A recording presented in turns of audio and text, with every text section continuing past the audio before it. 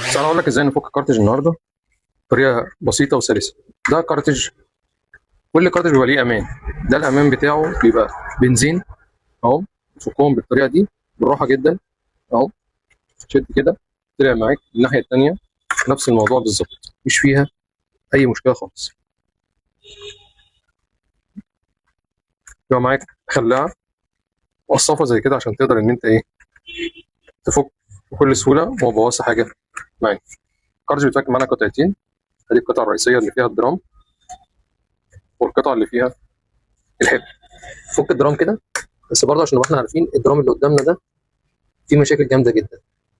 ولو عايز اقول لك كمان بالمناسبه ازاي تعرف الدرام اذا كان سليم ولا بايظ، لو انت جيت بصيت كده تمسح الدرام، بص كده على الدرام ده هندسه، اللون بتاعه مختلف تماما عن لون الدرام، غير ان فيه نسبه خطوط عاليه جدا. فالدرام ده كده يعني بنسبه 99.9% بايظ نهائي. لما تيجي تطبع بيها يعمل لك خطوط. تمام. انا حبيت افكه واوريه لك برضه عشان تبقى انت عارف نظامه عامل ازاي.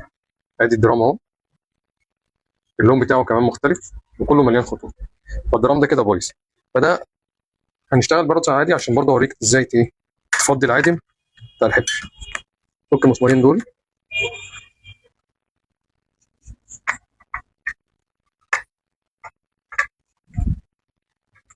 الطلعه دي تمسحها مسحه كويسه جدا، وهنا بيبقى مليان الحبر كله، العادم كله بينزل في الحته دي. تمام. احنا طبعا مفضيينها لان هي اصلا تعتبر مش هتشتغل اساسا لان فيها الدرام في مشكله ومحتاج كمان يتغير.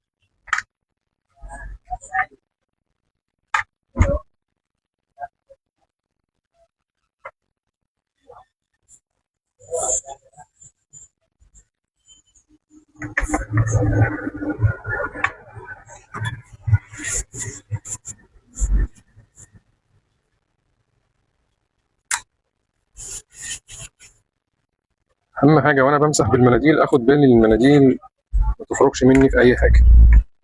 الموضوع ده مهم جدا. وده الجزء التاني زي ما احنا شايفين كده اهو، ده المفروض المكان اللي انا هملى فيه الحبر.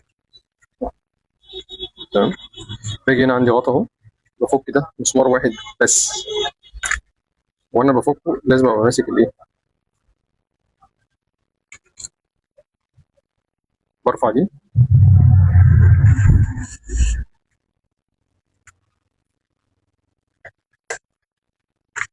اهي.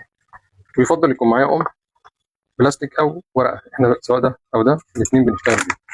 هنملى ولازم نحط فضل الحبر على الورقه عشان يفك معانا،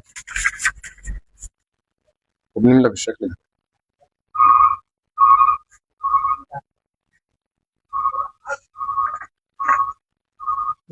طبعا بنفضي ونملى بنفضي ونملى لحد ما نملى. اهم حاجه وانت بتملى ما تملاش الكارتج ليه الاخر وما تسيبهوش فاضي كتير، لانك انت لو مليته للاخر الكارتج هيعمل معاك مشاكل جامده جدا.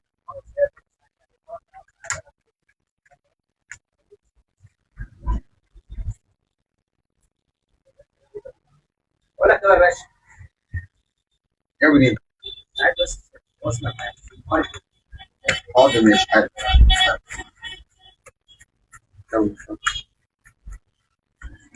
وبنرجع نقفله بالشكل ده تاني. لازم نتاكد ان السوستين دول راكبين كويس جدا جوه، والبنزين نرجعهم تاني مكانه بالشكل ده. معلومه، ده مش هينفع يشتغل اصلا لان دوت فيه مشاكل كتير، اولها الدرام كله مشاكل.